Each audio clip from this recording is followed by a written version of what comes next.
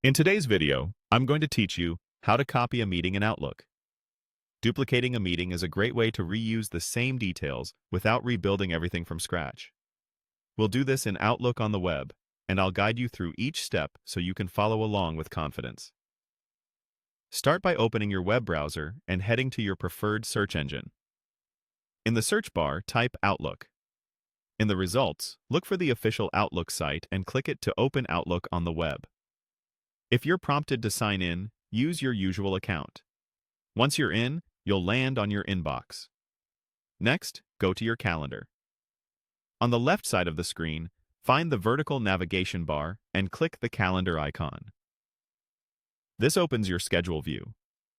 You can switch between day, week, or month.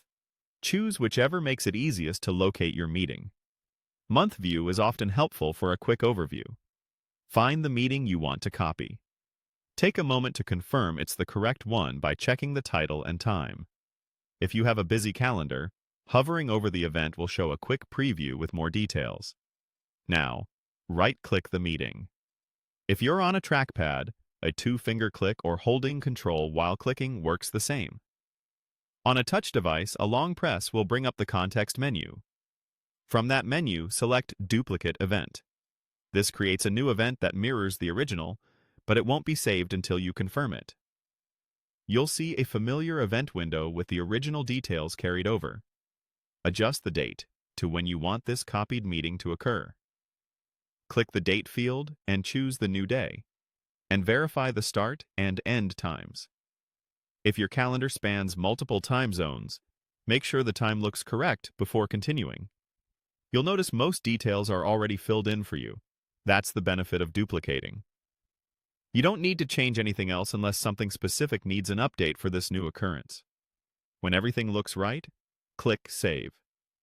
This commits the duplicated meeting to your calendar on the new date. After saving, check your calendar to confirm it appears exactly where you expect.